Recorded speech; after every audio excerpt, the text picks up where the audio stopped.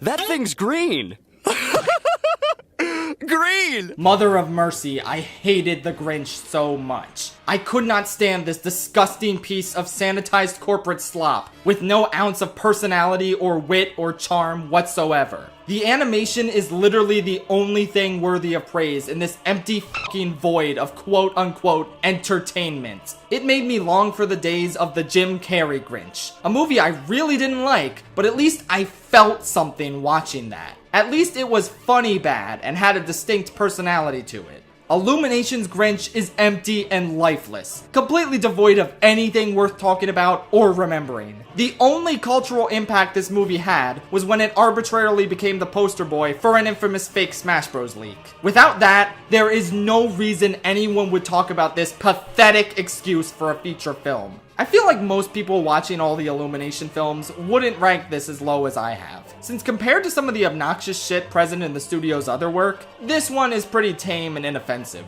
But that's just it. I say this time and time again, but I prefer movies that make me feel intense negative emotions over ones where I feel absolutely nothing at all. Except Cars 2, that's kind of a weird exception to the rule, but I digress. I truly felt nothing watching The Grinch. Nothing was entertaining, and everything was subpar outside of the visuals. Banana Mania Cucumber Snatch does this incredibly weird voice as the titular character, and it really doesn't work. I know just what to do.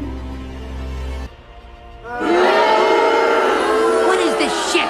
I kept picturing someone like Patton Oswalt in this role, and I think it would have turned out a lot better. The voice we got comes across as more weird than nasty and mischievous. Which, by the way, that's the whole character. He's not really villainous at all, he's just a mildly grumpy weirdo who never does anything that lives up to the character's reputation. The original Grinch looked and felt deeply sinister. The Jim Carrey Grinch was a fucking menace to society. This one?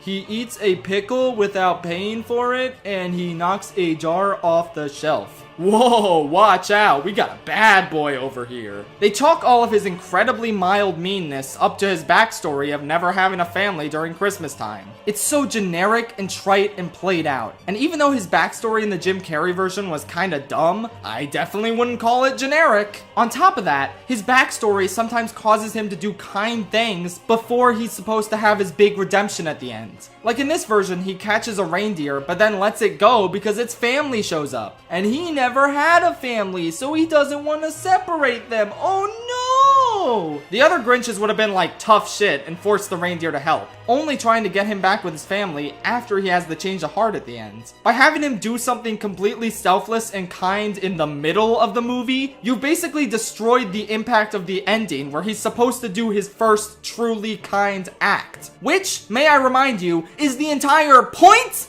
of the story. It's like they were afraid to make him too mean or unlikable because they didn't think kids had long enough attention spans to make it to the end of their bloated, filler-coded bastardization of a classic story in order to see that he ends up good at the end. I have no idea how this studio made an entire film franchise about supervillains, and yet they can't even make the Grinch nasty or threatening. It's really fucking embarrassing. What else is there to say? Pharrell Williams can't narrate to save his life. It could be his head wasn't screwed on just right. His voice is so generic and it doesn't fit this story at all. There's a subplot about Cindy Lou Who wanting to trap Santa that doesn't add anything to the story and mainly just exists to pad out the runtime. There's a bunch of bullshit filler scenes of the Grinch preparing to do his heist that aren't fun and don't add anything to the story and mainly just exist to pad out the runtime. The actual story of the Grinch stealing Christmas doesn't start until 57 minutes into this 78-minute movie, once you take out the credits. The credits look like they were made in Microsoft PowerPoint. Like seriously, what is this font and these backgrounds? I can't anymore. This is legitimately worthless. The 60s short is an infinitely better way to experience the story of the book, and the Jim Carrey Grinch is an infinitely better way to experience a hilarious, unforgettable bastardization of the book. This version has no purpose and added nothing to the story of the Grinch or the world as a whole. The emptiness of its existence would be hysterical if it wasn't so truly, truly sad.